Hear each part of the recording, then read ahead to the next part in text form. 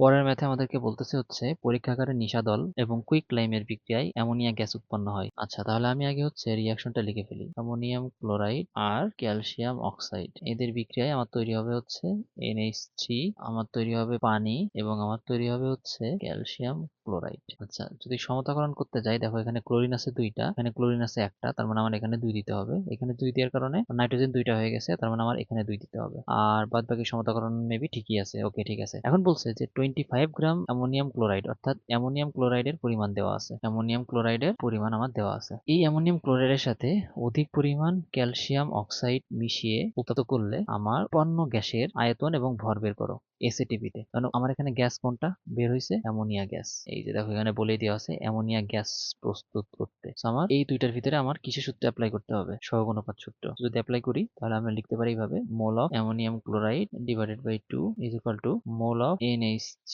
Divided by 2। এখান থেকে just সূত্রে মানগুলো বসালেই আমার অ্যান্সার চলে আসবে। ডাব্লিউ বাই এম কেন ইউজ করব? কারণ আমার ভর দেওয়া আছে, ইজ ইকুয়াল টু আমাকে এখানে ভর বের করতে হবে, তো W by M divided by 2। আচ্ছা, এখানে আমার ডাব্লিউ এর মান কত? 25 ডিভাইডেড বাই এম। এম এর মান কত অ্যামোনিয়াম ক্লোরাইডের জন্য? অ্যামোনিয়াম ক্লোরাইডের জন্য যদি এম এর মান হিসাব করি তাহলে আসে হচ্ছে 53.5। 53.5 divided by 2 is equal to, এখানকার ডাব্লিউ আমরা বের করব, আর এম এর মান কত অ্যামোনিয়ার জন্য? 17 ডিভাইডেড বাই 2। এখান থেকে করলে আমাদের ডাব্লিউ এর মান বের হয়ে আসবে। ডাব্লিউ এর মান কত আসবে? 7.94 গ্রাম। সিমিলার প্রসেসে আমরা আয়তনও বের করতে পারবো। প্রত্যেকটা ম্যাথ কিন্তু একই বলা যায়। এখানে যদি আমরা জাস্ট এখানে একটু মডিফাই করতাম, সবকিছু ঠিক রেখে আমরা যদি W by M divided by 2 is equal to V litre divided by, আমাকে ইউজ করতে হবে কত?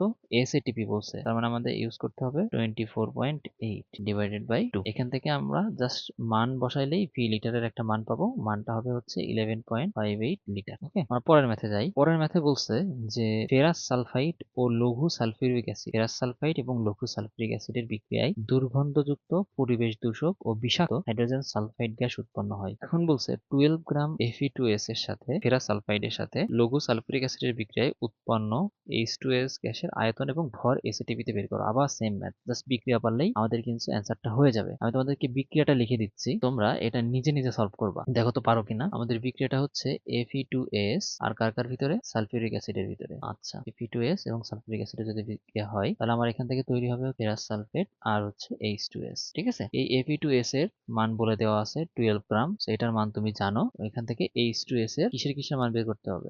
W এর মানটা বের করতে হবে, এন্ড 2 নম্বরে আমার আয়তনের মানটা বের করতে হবে। আয়তনে কিসে আসবে এটা? অবশ্যই কিন্তু এসএটিপি তে বের করতে হবে। এসএটিপি এর জন্য কত নিতে হবে? 3 লিটার ডিভাইডেড বাই 24.8 কিন্তু। ঠিক আছে, এটা যেন ভুল করো না। ঠিক আছে, সো এটা বসাই দিলে আশা করি আমাদের অ্যান্সারটা তুমি পেয়ে যাবা। পরেরটায় আসি। পরের ম্যাথটা আমি একটু দেখি। পরের ম্যাথে বলছে যে সিমিলার রিয়াকশনই, বাট তারপরেও দেখি কি বলছে, যে 22 গ্রাম Fe2S আয়রন সালফাইড এবং অতিরিক্ত পরিমাণ সালফিউরিক অ্যাসিডের বিক্রিয়ায় H2S গ্যাস উৎপন্ন হয়েছে। সেটাকে যদি আমরা বাতাসে পোড়াই, মানে বাতাসে পোড়ানো মানে কি? বাতাসে পোড়ানো মানে হচ্ছে অক্সিজেনের সাথে বিক্রিয়া করানো। ওকে, আমরা যদি এটা অক্সিজেনের সাথে বিক্রিয়া করাই তাহলে আমার কি তৈরি হবে? Sulphur dioxide gas. এই সালফার ডাইঅক্সাইডের গ্যাসকে এই 25 ডিগ্রি সেলসিয়াস তাপমাত্রা এবং 750 মিলিমিটার চাপে তার আয়তন কত হবে এটা আমাদেরকে বের করতে বলছে। অর্থাৎ তার আয়তন, সালফার ডাইঅক্সাইড গ্যাসের আয়তন আমাকে বের করতে হবে যখন আমার 25 ডিগ্রি সেলসিয়াস তাপমাত্রা এবং আমার প্রেশারটা হচ্ছে 750 মিলিমিটার এইচজি। তো আমরা যদি ফার্স্টে আমরা একটু রিয়াকশনটা লিখি, যে রিয়াকশনটা হবে FeS আয়রন সালফাইড এবং H2SO4 এর ভিতরে H2SO4 আমার তৈরি হয় ফেরাস সালফেট এবং হচ্ছে H2S। আচ্ছা, অর্থাৎ Fe2S এবং সালফিউরিক অ্যাসিডের বিক্রিয়ায় আগে কি তৈরি হয়? H2S gas. ঠিক আছে, H2S গ্যাস তৈরি হয়। এই H2S গ্যাসকে আমি কি করছি? বাতাসে পোড়াইছি, অর্থাৎ অক্সিজেন দ্বারা বিক্রিয়া করাইছি। করলে আমার এখানে তৈরি হয়েছে হচ্ছে সালফার ডাইঅক্সাইড এবং হাইড্রোজেন গ্যাস। আমাকে বলতেছে এই সালফার ডাইঅক্সাইডের পরিমাণ কত বের করতে। ওকে, তো যদি বের করতে চাই তো আমাকে আগে বের করতে হবে কিসের মান? H2S এর মান আগে বের করতে হবে আমার, তাই না? ফার্স্টে আমরা এই Fe2S এর যে মান আছে সেই মানটা ব্যবহার করে H2S এর মান বের করব। সেই H2S এর মানটা এখানে কাজে লাগিয়ে আমাদের এখান থেকে সালফার ডাইঅক্সাইডের মান বের করে ফেলবো। আচ্ছা, এক এক করে আসি। এক নাম্বার, Fe2S প্লাস H2SO4, এটা বিক্রিয়া করে তৈরি হয়েছে আমার হচ্ছে FeSO4 আর হচ্ছে H2S গ্যাস। এখানে আমরা Fe2S আর H2S এর সহগ অনুপাত সূত্রটা লিখতেছি। আচ্ছা, Fe2S এর পরিমাণ কত বলা আছে? 22 গ্রাম, 22 গ্রাম। তার মানে আমার এখানে ইউজ করতে হবে হচ্ছে W বাই M এর সূত্র, is equal two H2S, H2S এর W এর মান আমরা বের করব, আর M তো এমই। আচ্ছা, এখানে M এর W এর মান বলে দেওয়া আছে 22, আর Fe2S, Fe এর মান হচ্ছে 56, আর সালফারের মান হচ্ছে 32। এটা যদি আমরা করি, এখান থেকে আমরা একটা W এর মান পাবো, W divide by H2S, H2S এর জন্য M এর মান হচ্ছে 34। এখান থেকে যদি আমরা W এর মান বের করি, তাহলে আমরা পাবো হচ্ছে 8.5, আমাদের মান আসবে 8.5 গ্রাম। এখন এই 8.5 গ্রাম H2S এর মান তো আমরা জানি, এখন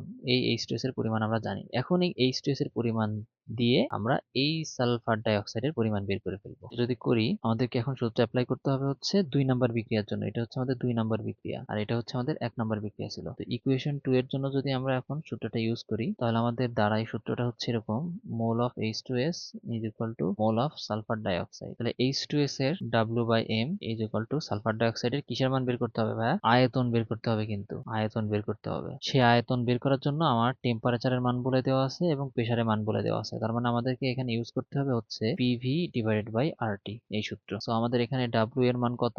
ডাব্লিউ এর মান হচ্ছে আমাদের 8.5 ডিভাইডেড বাই এম, এম এর মান হচ্ছে 34 H2S গ্যাসের জন্য। পি এর মান কত হচ্ছে? 750। আচ্ছা, আমি একটু বলি, 1 এটিএম মানে হচ্ছে 760 মিলিমিটার এইচজি। আচ্ছা, এখন তোমার কাছে কত বলা আছে? 750 মিলিমিটার এইচজি। তার মানে 1 এটিএম হবে 750 ডিভাইড বাই 760 এত মিলিমিটার এইচজি। আচ্ছা, তার মানে পি এর মান হবে হচ্ছে 750 ডিভাইড বাই 760 ইন্টু ভি এর মান কত আসবে? ভি এর মানটা আমরা বের করব, ডিভাইড বাই আর, আর এর মান আসবে 0.0821, আর টেম্পারেচার মান হচ্ছে 25 ডিগ্রি সেলসিয়াস, মানে হচ্ছে 298 কেলভিন। এখান থেকে যদি আমরা ভি এর মান বের করি, তাহলে আমাদের ভি এর মান আসবে হচ্ছে 6.20 লিটার। আশা করি বুঝছো, কারণ এখানে আমরা PV is equal two RT এর সূত্র ইউজ করছি। কারণ কি? কারণ আমাদের এখানে টেম্পারেচারের মান দেওয়া ছিল এবং প্রেসারের মান দেওয়া ছিল। সো প্রেসারের আমাদের মানটা দেওয়া ছিল মিলিমিটার এককে, কিন্তু আমাদেরকে ইউজ করতে হবে হচ্ছে এটিএম এককে। কারণ কি? কারণ আমরা এখানে আর এর মানটা ইউজ করতে চাই হচ্ছে, আর এর মান আমরা ইউজ করতে চাই হচ্ছে 0.0821 এত litre atmosphere divided by per mole per kelvin. তো এখানে এই সূত্রটা, সরি, এই মানটা ইউজ করার জন্য অবশ্যই কিন্তু আমাদের চাপের একক এটিএম এ হইতে হবে। দ্যাটস ওয়াই কিন্তু আমরা এখানে এটিএম এ মানটা বের করে নিছি। আচ্ছা, যাই হোক, আশা করি ম্যাথগুলো বুঝছো। আচ্ছা আচ্ছা, আমাদের পরবর্তী ম্যাথে বলছে যে 27 ডিগ্রি সেলসিয়াস তাপমাত্রা এবং 1 এটিএম চাপে 100 লিটার আয়তনের একটি বেলুনকে হাইড্রোজেন গ্যাস দ্বারা পূর্ণ করতে হবে। অর্থাৎ আমাদের কাছে একটা বেলুন আছে, ভালো কথা, এটা ধরলাম আমাদের একটা বেলুন। এই বেলুনের ভিতরে আমাদেরকে কোন গ্যাস দ্বারা পূর্ণ করতে হবে? হাইড্রোজেন গ্যাস দ্বারা পূর্ণ করতে হবে। এই বেলুনকে আমাদেরকে পূর্ণ করতে হবে হচ্ছে হাইড্রোজেন গ্যাস দ্বারা। কত লিটারের? 100 লিটারের। আচ্ছা, টেম্পারেচার কত হইতে হবে? 27 ডিগ্রি সেলসিয়াস। এবং প্রেসার কত হইতে হবে? প্রেসার হইতে হবে 1 atm। অর্থাৎ হাইড্রোজেন গ্যাসের আমার প্রেসার দেওয়া আছে, 1 atm, টেম্পারেচার দেওয়া আছে 27 ডিগ্রি সেলসিয়াস, যেটাকে ক্যালভিনে নিয়ে গেলে হবে হচ্ছে 300 কেলভিন, আর আমার আয়তন দেওয়া আছে হচ্ছে 100 লিটার। ওকে, এখন আমার বলছে যে এই পরিমাণ হাইড্রোজেন আমার তৈরি করতে, অর্থাৎ এই 100 লিটার, 100 লিটার হাইড্রোজেন তৈরি করতে আমার কতটুকু লোহা লাগবে এবং কতটুকু স্টিম লাগবে। অর্থাৎ লোহা এবং স্টিমের বিক্রিয়ায় আমার তৈরি হয় হচ্ছে হাইড্রোজেন। তো আমাদেরকে যদি এখন এই 100 লিটারের হাইড্রোজেন তৈরি করতে হয়, তাহলে আমাদের কতটুকু আয়রন লাগবে এবং কতটুকু স্টিম লাগবে সেটা আমাদেরকে বের করতে বলছে। কিসে? এসটিপিতে। আচ্ছা, যদি বের করতে চাই, তাহলে আমরা আগে বিক্রিয়াটা লিখি। বিক্রিয়াটা হচ্ছে লোহা এবং স্টিম, স্টিমের ভিতরে আমাদের বিক্রিয়াটা হবে, বিক্রিয়াটা হয়ে আমাদের এখানে তৈরি হবে হচ্ছে Fe3O4, আর হচ্ছে আমাদের হাইড্রোজেন গ্যাস। এখানে আয়রন আছে আমাদের 3টা, সো আমাদেরকে এখানে সমতাকরণের জন্য 3 দিয়ে গুণ করতে হবে। অক্সিজেন আছে 4টা, সো এখানে অক্সিজেন 4 বানানোর জন্য আমাদের এখানে 4 দিয়ে গুণ করতে হবে। 4 দিয়ে গুণ করার কারণে আমাদের হাইড্রোজেন হয়ে গেছে 4 দুগুণে 8টা, সো আমাদের এখানেও 4 দিয়ে গুণ করে দিতে হবে। আচ্ছা, তো এখন এই ম্যাথটা সলভ করার জন্য আমরা তো হাইড্রোজেনের পরিমাণ জানি 100 লিটার। সো এই হাইড্রোজেনের জন্য, এই 100 লিটার হাইড্রোজেনের জন্য কতটুকু আমার এফি লাগবে এটা আমরা একবার বের করব। এই হাইড্রোজেনের জন্য কতটুকু আমার স্টিম লাগবে এটা আমরা একবার বের করব। ওকে, তাহলে আমরা যদি 1 নাম্বারটা আগে সলভ করি, যে কতটুকু আমাদের আয়রন লাগবে, তো আমরা লিখতে পারি যে mole of AP divided by 3 is equal to mole of H2 divided by 4। এখন আমরা যদি এখানে সূত্র বসাই ফেলি, তাহলে আমাদের কিন্তু অ্যান্সারটা হয়ে যায়। আচ্ছা, এফি এর জন্য এফি এর মোলের সূত্র ইউজ করতে হবে। দেখো, আমাদের এফি এর কিসের মান চাইছে? ভরে মান চাইছে। তার মানে আমাদেরকে এখানে সূত্র বসাইতে হবে হচ্ছে ডাব্লু বাই এম এর, W by M divided by 3 is equal to hydrogen গ্যাসের দেখো কিসের মান দেওয়া আছে? পিভিটি। তার মানে আমাদের কি সূত্র ইউজ করতে হবে হচ্ছে PV divided by RT divided by 4, এই সূত্র। সো এখান থেকে আমরা ডাব্লিউ এর মান বের করব, আয়রনের জন্য এম এর মান 56 divide by 3 is equal to P এর মান কত? পি এর মান হচ্ছে 1 ইন্টু ভি এর মান কত? 100 ডিভাইডেড বাই আর এর মান কত? 0.0821 ইন্টু টি এর মান হচ্ছে 300 কেলভিন। কত দিয়ে ভাগ করে দিব? 4 দিয়ে ভাগ করে দিব। ঠিক আছে, সো আমরা যদি এখান থেকে বের করি আমাদের ডাব্লিউ এর মানটা আছে 170.52 গ্রাম। আমাদের অ্যান্সারটা মিলছে। আচ্ছা, সিমিলার ওয়েতে আমাদেরকে কিসের মান বের করতে হবে? সিমিলার ওয়েতে আমাদেরকে মান বের করতে হবে হচ্ছে স্টিমের। ঠিক আছে, আচ্ছা, তো এখন যদি আমরা স্টিমের পরিমাণ বের করার জন্য আমরা এখন মোলের সহগ অনুপাত সূত্র ইউজ করব, মানে mole of H2O is equal to mole of H2। আচ্ছা, H2O এর, আচ্ছা এখানে O হবে, H2O হবে, এখানে হবে H2O এর পরিমাণ, H2 মেবি মিস্টেক হয়েছে। তাহলে হচ্ছে দেখো আমাদের অ্যান্সারটা বের করছে হচ্ছে 91 লিটারে। তার মানে আমাদের এই H2O এর আয়তনের সূত্র ইউজ করতে হবে। তো আয়তনের সূত্র যদি ইউজ করি তাহলে দেখো আমি নিচে কিন্তু 4 লিখি নাই, কারণ এই হাইড্রোজেনের জন্য 4, এই স্টিমের জন্য 4, সো 4 নিচে থেকে কাটাকাটি চলে যায়, দ্যাটস ওটা আগেই বাদ দিয়ে দিছি। আচ্ছা, তো এখানে হচ্ছে আমাদের লিখতে হবে হচ্ছে V litre divided by 22.4 is equal to আমাদের হবে হচ্ছে PV divided by R T. So এখান থেকে যদি আমরা ভি লিটারের মানটা বের করি তাহলে আমাদের অ্যান্সারটা আসবে হচ্ছে 90.94 এত লিটার। সো এটাকে আমরা লিখতে পারি যে 91 লিটার। আচ্ছা, আমাদের পরবর্তী টপিকে এখন আমাদের পরবর্তী কনসেপ্ট হচ্ছে ঘটক বিক্রিয়া। আচ্ছা, ঘটক কি বলতো? আমাদের বাংলাদেশে অ্যারেঞ্জ ম্যারেজের ক্ষেত্রে একটা ফ্যামিলি আর একটা ফ্যামিলিকে কিন্তু চিনে না। তো ঘটক হচ্ছে এমন একজন ব্যক্তি যা হচ্ছে এই দুইটা ফ্যামিলিকে একসাথে কানেক্টেড করে দেয়, এন্ড দেন যখন বিয়ে হয়ে যায় তখন কিন্তু ঘটকের আর কোনো দাম থাকে না। বিয়ের আগ মুহূর্ত পর্যন্ত ঘটকের বেশ একটা দাম আছে। ওকে, তো আমাদের এই কেমিক্যাল রিয়াকশনেও এরকম আমাদেরকে ঘটকের কনসেপ্টের সাহায্য নিতে হবে। আচ্ছা, এখন এই ঘটক বলতে আমি আসলে কি বোঝাচ্ছি সেটা একটু বলি। আমি যদি একটু এক্সাম্পল দিয়ে বুঝাই তাহলে তুমি মেবি জিনিসটা একটু ভালো বুঝবা।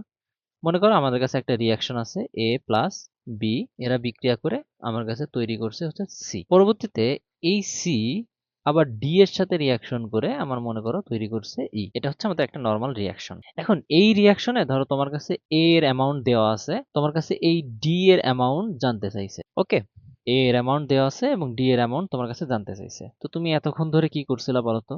এতক্ষণ ধরে কিন্তু আমরা একটা বিক্রিয়া সলভ করছিলাম, আমাদের কাছে একটা বিক্রিয়া ছিল। কিন্তু এখন আমাদের কাছে কিন্তু হচ্ছে বিক্রিয়া দুইটা।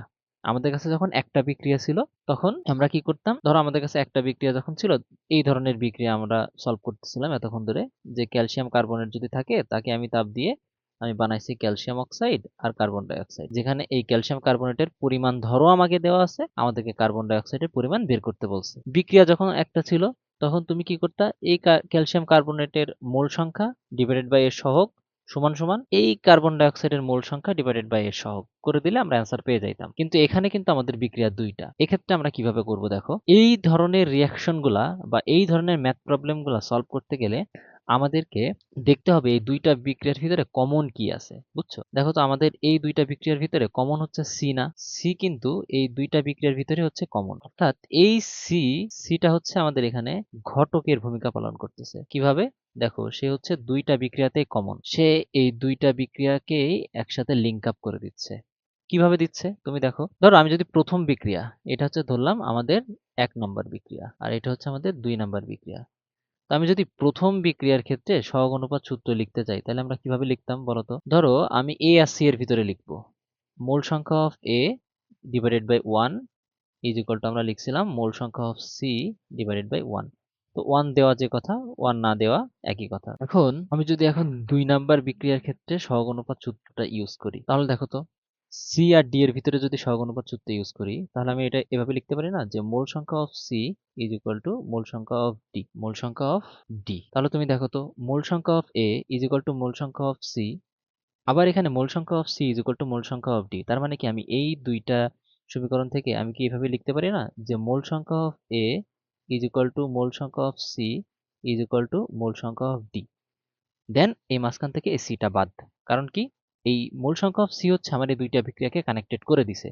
অর্থাৎ আমি এখন একবারে লিখতে পারি যে মোল সংখ্যা of A is equal to mole সংখ্যা অফ ডি।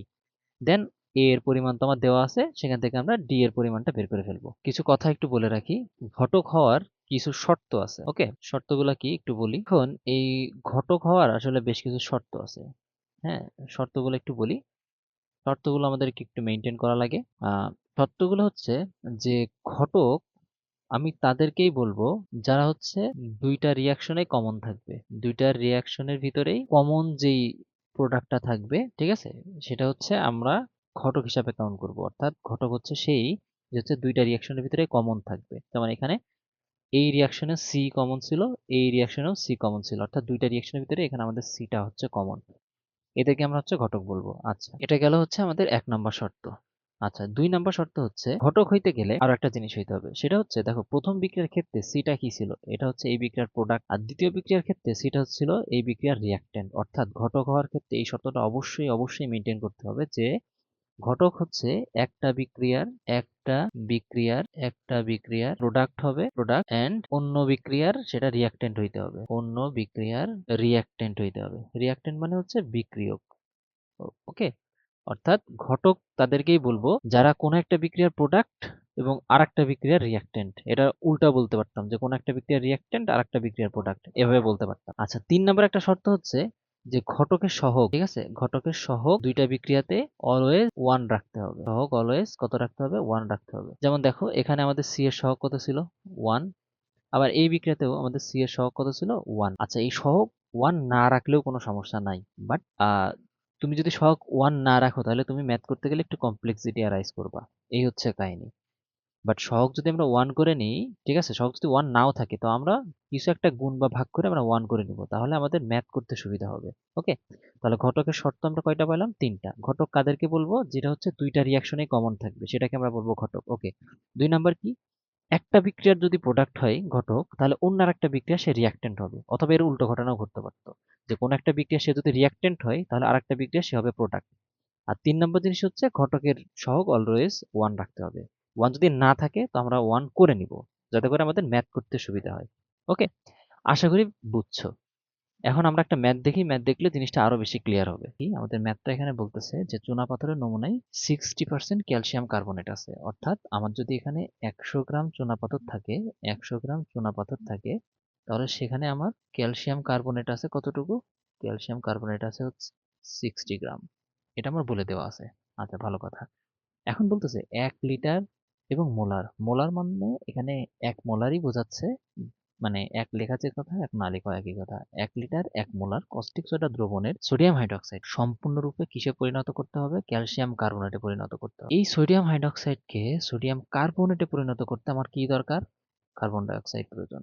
এই কার্বন ডাইঅক্সাইড আমি কোত্থেকে পাবো? এই কার্বন ডাইঅক্সাইড আমি পাবো হচ্ছে এই ক্যালসিয়াম কার্বনেট থেকে। একটু দেখি রিয়াকশনটা আমি একটু লিখি, তারপরে তুমি বুঝতে পারবা। ক্যালসিয়াম কার্বনেট আছে আমার কাছে, এর তুমি যদি হিট দাও তাহলে সে এখান থেকে তৈরি হবে হচ্ছে ক্যালসিয়াম অক্সাইড আর কার্বন ডাইঅক্সাইড। এটা হচ্ছে আমাদের 1 নম্বর রিয়াকশন। 2 নম্বর ক্ষেত্রে হচ্ছে কি, এই সোডিয়াম হাইড্রোক্সাইড আমার কাছে যেটা আছে, সেই সোডিয়াম হাইড্রোক্সাইড এই কার্বন ডাইঅক্সাইডের সাথে বিক্রিয়া করে আমাকে তৈরি করতে হবে হচ্ছে সোডিয়াম কার্বনেট এবং পানি। বুঝছো কথা? অর্থাৎ তুমি এখানে দেখো, আমাদের এই কার্বন ডাইঅক্সাইড হচ্ছে দুইটা বিক্রিয়ার ক্ষেত্রে কি করতেছে? লিঙ্ক আপ করে দিচ্ছে। দুইটা বিক্রিয়ারই সে কি করতেছে? কি কানেক্টেড করে দিচ্ছে। প্রথম বিক্রিয়ায় সে কি করতেছে? প্রোডাক্ট হিসাবে কাজ করতেছে, দ্বিতীয় বিক্রিয়ায় সে রিঅ্যাক্ট্যান্ট হিসাবে কাজ করতেছে। অর্থাৎ ঘটকের শর্ত কিন্তু ছিল দুইটা। এক, দুইটা বিক্রিয়াকে কানেক্টেড করতে হবে। হ্যাঁ, সে দুইটা বিক্রিয়াকে কানেক্টেড করছে। 2 নম্বর কথা হচ্ছে কি, একটা বিক্রিয়া যদি রিঅ্যাক্ট্যান্ট হয় তবে আরেকটা বিক্রিয়ার প্রোডাক্ট হইতে হবে। এক্ষেত্রে প্রথম বিক্রিয়া সে কিন্তু প্রোডাক্ট, দ্বিতীয় বিক্রিয়া সে কিন্তু রিঅ্যাক্ট্যান্ট। ওকে, আচ্ছা, তো আমাদেরকে আসলে কি বের করতে হবে? ক্যালসিয়াম কার্বনেটের আগে পরিমাণ বের করতে হবে। দেন আমরা ঐকিক নিয়মে এখান থেকে বের করে ফেলবো যে আসলে কতটুকু চুনাপাথর প্রয়োজন। তো আমরা যদি ঐকিক নিয়ম করতে যাই, প্রথম বিক্রিয়ার ক্ষেত্রে আমরা যদি আহ ইয়ার সমীকরণ ইউজ করি, সহগ অনুপাত সমীকরণ ইউজ করি, তাহলে আমরা লিখতে পারি যে মোল অফ ক্যালসিয়াম কার্বনেট সমান সমান হবে মোল অফ কার্বন ডাইঅক্সাইড। আবার 2 নম্বর বিক্রিয়ায় আমরা লিখতে পারি যে মোল অফ কার্বন ডাইঅক্সাইড সমান সমান mole of sodium hydroxide divided by 2। So দেখো, এখানেও মোল অফ ক্যালসিয়াম কার্বনেট সমান সমান হচ্ছে মোল অফ কার্বন ডাইঅক্সাইড। আবার এখানেও মোল অফ কার্বন ডাইঅক্সাইড সমান সমান হচ্ছে sodium hydroxide divided by 2। So আমি এই দুইটাকে একসাথে কি আমি এভাবে লিখতে পারি না, যে মোল অফ ক্যালসিয়াম কার্বনেট মানে হচ্ছে আমার mole of sodium hydroxide divided by 2। অর্থাৎ তুমি দেখো, এখানে আমাদের কার্বন ডাইঅক্সাইড এবং এখানে আমাদের কার্বন ডাইঅক্সাইড কি করছে? দুইটা বিক্রিয়াকে কানেক্টেড করে দিছে। দ্যাটস ওয়াই আমরা বলছিলাম যে ঘটক হইতে হবে এমন একজনকে যারা হচ্ছে দুইটা বিক্রিয়াকে কানেক্টেড করে দিবে। এবং বিক্রিয়াকে বিক্রিয়া দুইটাকে কানেক্টেড করে দিতে পারলে তার আর কোনো কাজ নাই। দেখো আমরা কিন্তু কোথায় এই কার্বন ডাই অক্সাইডের পরিমাণ কিন্তু আমরা লিখি নাই। ওকে, আচ্ছা, তো এখান থেকে যদি আমরা ক্যালসিয়াম কার্বনেটের মান বের করি, সো আমরা এখান থেকে ডাব্লু ডিভাইডেড বাই আমরা ক্যালসিয়াম কার্বনেটের এম এর মান লিখতে পারি 100 ইজ ইকুয়াল টু সোডিয়াম হাইড্রোক্সাইডের মোলের মান লাগবে। দেখো তো সোডিয়াম হাইড্রোক্সাইডের লিটারের মান দেওয়া আছে, অর্থাৎ আয়তনের মান দেওয়া আছে হচ্ছে 1 লিটার, এবং মোলার বলা আছে এস এর মান হচ্ছে 1 মোলার। এখন মোলের আরো একটা সূত্র আছে, সূত্র হচ্ছে N is equal to V litre into S. এটা কোত্থেকে আসলো সেটা আমরা এখন বুঝতেছি না, আমরা এর পরবর্তী টপিক ঘনমাত্রা সেটা করতে গেলে আমরা এই সূত্রটা কোত্থেকে আসছে সেটা জানতে পারবো। আপাতত জেনে রাখো মোলের একটা সূত্র হচ্ছে V litre into S divided by কত, 2। আচ্ছা, এখন যদি আমি মান বসাই ফেলি তাহলে আমাদের কিন্তু অ্যান্সারটা আমরা পেয়ে যাব। ডাব্লু এর মান আমরা বের করব, এম এর মান 100, ভি এর মান 1, এস এর মানও 1 ডিভাইডেড বাই 2। এখান থেকে যদি আমরা বের করি ডাব্লু এর মান, আমাদের ডাব্লু এর মান আসে হচ্ছে 50 গ্রাম। আচ্ছা, 50 গ্রাম। এখন আমাদের ফার্স্ট শর্তের দিকে তাকাই। ফার্স্টে আমাদের কি শর্ত ছিল একটু বলো তো? ফার্স্টে আমাদের শর্ত ছিল হচ্ছে 100 গ্রাম চুনাপাথর থাকলে সেখানে ক্যালসিয়াম কার্বনেট ছিল 60 গ্রাম। ঠিক আছে? তো আমাদেরকে এখন আর কিসের মান বের করতে বলছে, কি পরিমাণ ওই চুনাপাথর প্রয়োজন হবে, মানে চুনাপাথরের মান বের করতে হবে। তার মানে আমাদেরকে কথাটা এইভাবে লিখতে হবে যে 60 গ্রাম ক্যালসিয়াম কার্বনেটের ভিতরে চুনাপাথর থাকে 100 গ্রাম। ঠিক আছে? অর্থাৎ 60 গ্রাম ক্যালসিয়াম কার্বনেটে চুনাপাথর থাকে 100 গ্রাম। আর আমাদের এই যে মাত্র 50 গ্রামে যেটা বের করলাম এটা কিন্তু ক্যালসিয়াম কার্বনেটের পরিমাণ। ঠিক আছে? 50 গ্রামে যেটা বের করলাম, তার মানে হচ্ছে 100 ইন্টু 50 ডিভাইডেড বাই 60, এত গ্রাম চুনাপাথর। এখন আমরা যদি এটা ক্যালকুলেশন করি তাহলে আমাদের মান আসে হচ্ছে 83.33, এত গ্রাম। এই হলো আমাদের অ্যান্সার। আমাদের লাস্ট টপিক হচ্ছে লিমিটিং বিক্রিয়ক। এখন আমরা একটু জানি যে লিমিটিং বিক্রিয়ক কি। ফার্স্ট একটু বলি লিমিটিং বিক্রিয়ক জিনিসটা কি। লিমিটিং বিক্রিয়ক হচ্ছে যা বিক্রিয়া শেষে অবশিষ্ট থাকে না, সেটাই হচ্ছে লিমিটিং বিক্রিয়ক। যা বিক্রিয়া শেষে অবশিষ্ট থাকে না। এখন তোমাকে আমি একটু লিমিটিং বিক্রিয়া একটু সহজে বোঝাই। মনে করো তোমরা দুই ফ্রেন্ড মারামারি করবা। এখন তুমি তোমার একটা ফ্রেন্ডেরকে থাপ্পড় দিলা, তোমার একটা ফ্রেন্ড তোমার এক থাপ্পড়ে অজ্ঞান হয়ে গেল। এখন তোমার ফ্রেন্ড যদি এক থাপ্পড়ে অজ্ঞান হয়ে যায় তাহলে তোমাদের ভিতরে কি মারামারিটা চলমান থাকবে কিনা? তুমি বলবা না ভাইয়া, থাকবে না। তার মানে যে আগে শেষ হয়ে যায় সে কিন্তু লিমিটিং বিক্রিয়ক। তার মানে তুমি তোমার ফ্রেন্ডের একটা থাপ্পড় মারছো, তোমার ফ্রেন্ড কিন্তু অজ্ঞান হয়ে গেছে, তার মানে এক্ষেত্রে তোমার ফ্রেন্ড হচ্ছে লিমিটিং বিক্রিয়ক। দ্বিতীয় কথা, তুমি তোমার গায়ে যত শক্তিই থাকুক না কেন, তুমি কিন্তু একটা থাপ্পড় মারার কারণে তোমার ফ্রেন্ড অজ্ঞান হয়ে গেছে। তার মানে তোমার গায়ে এখন যত শক্তিই থাকুক না কেন এই মারামারিটা কিন্তু আর চলবে না। অর্থাৎ আমি এটা বিক্রিয়ার ক্ষেত্রে এভাবে বলতে পারি যে লিমিটিং বিক্রিয়ক যদি শেষ হয়ে যায়, কোন একটা বিক্রিয়ক যদি শেষ হয়ে যায়, লিমিটিং বিক্রিয়ক যদি শেষ হয়ে যায় তাহলে কিন্তু ওই বিক্রিয়া চলমান থাকবে না। অর্থাৎ আমরা লিখতে পারি যে লিমিটিং বিক্রিয়ক শেষ হলে আমাদের বিক্রিয়া কিন্তু আর চলমান থাকে না, মানে বিক্রিয়া আর হবে না। এটা তোমরা জেনেই আসছো, 9-10 এ মোটামুটি পড়ছো লিমিটিং বিক্রিয়ক নিয়ে, সো একটা আইডিয়া আছে। আচ্ছা, এখন কথা হচ্ছে লিমিটিং বিক্রিয়ক আমি চিনবো কেমনে যে এটা আমার লিমিটিং বিক্রিয়কের ম্যাথ। তুমি দেখবা ধরো আমার কাছে যদি এ একটা বিক্রিয়া হয়, এ আর বি যদি বিক্রিয়া করে ধরো আমার কোনো একটা প্রোডাক্ট তৈরি করছে, ঠিক আছে? লিমিটিং বিক্রিয়ক তুমি চিনবা ওইভাবেই যে তোমাকে এ এর পরিমাণও দেওয়া থাকবে, বি এর পরিমাণও দেওয়া থাকবে। যদি দুইটা বিক্রিয়কের পরিমাণই কোনো প্রশ্নে দেওয়া থাকে তাহলে তুমি বুঝবে এটা হচ্ছে লিমিটিং বিক্রিয়কের ম্যাথ। আচ্ছা, এখন লিমিটিং বিক্রিয়কের ভিতরে দুইটা বিক্রিয়ক, এই যে আমার এ একটা বিক্রিয়ক ছিল, বি আর একটা বিক্রিয়ক ছিল। এখন এ আর বি দুইটা বিক্রিয়কের ভিতরে কে লিমিটিং বিক্রিয়ক আমি এটা কেমনে বুঝবো? যে আগে শেষ হয়ে যাবে সে লিমিটিং বিক্রিয়ক।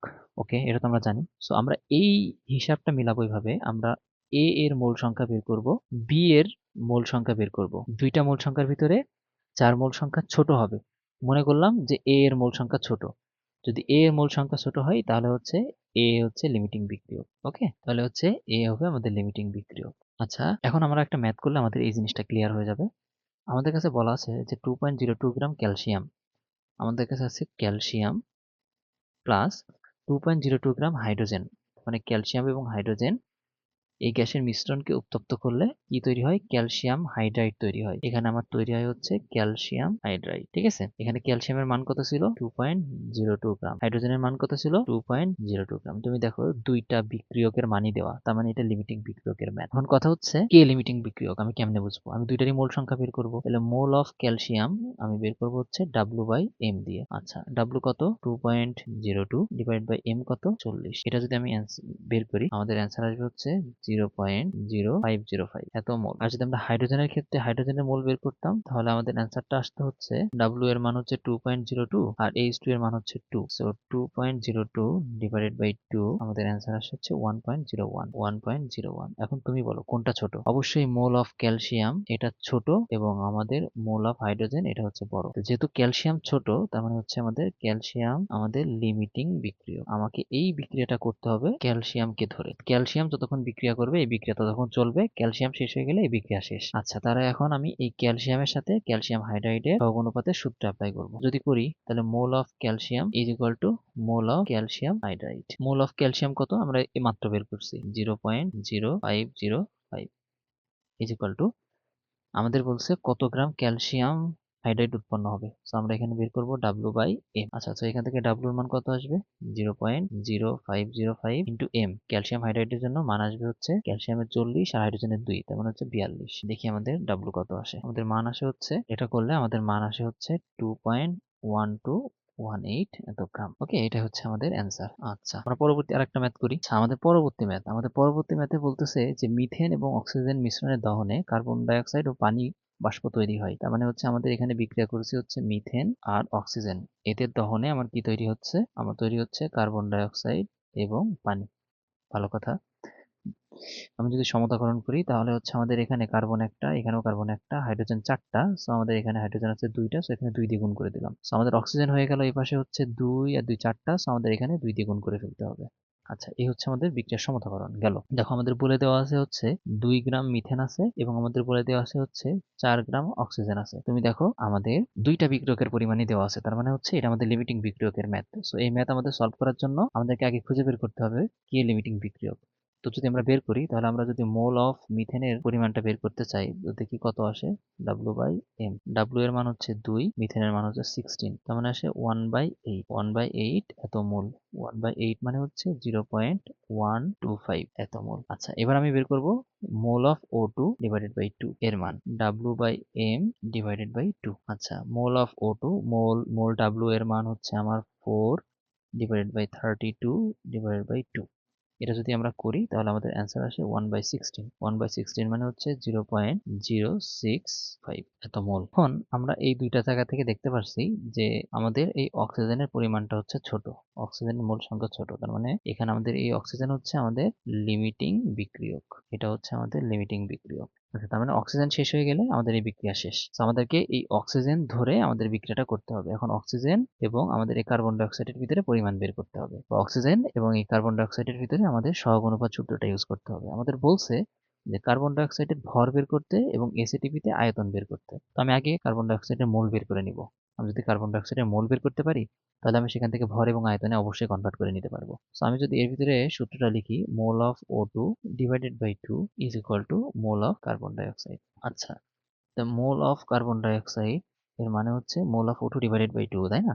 মোল অফ O2 ডিভাইডেড বাই 2 এর মানেই এর মানটাই কিন্তু আমরা মাত্র বের করছি কত, 0.0625 এত মোল। আচ্ছা, এখন আমরা বের করব ভর এবং এসিটিপিতে আয়তন। তো ভর যদি আমরা বের করি, mole of carbon dioxide is equal to W/M। এটা হচ্ছে আমাদের 1 নাম্বার। তো এখান থেকে W আসতেছে mole of carbon dioxide into M, মানে 0.0625 ইন্টু 44। এটা যদি আমরা করি তাহলে আমাদের অ্যান্সার আসে হচ্ছে 2.75 এত গ্রাম। আচ্ছা, এখন আমরা বের করবো আয়তন। তারপরে mole of carbon dioxide সমান সমান আমরা লিখতে পারি ভি লিটার ডিভাইডেড বাই, যেহেতু এসএটিপিতে বলছে, এসএটিপিতে আয়তন বের করতে বলছে, তার মানে আমরা লিখবো 24.8। সো এখান থেকে আমরা যদি ভি লিটারের মান বের করি তাহলে আসবে mole of carbon dioxide into 24 point, mole of carbon dioxide কত, 0.0625 ইন্টু 24.8। এখান থেকে যদি ভি লিটারের মান বের করি তাহলে আমাদের অ্যান্সার আসবে, আচ্ছা আমাদের অ্যান্সার আসবে হচ্ছে 1.55 লিটার। সো শেষ আমাদের এই একটা ম্যাথের অ্যান্সার,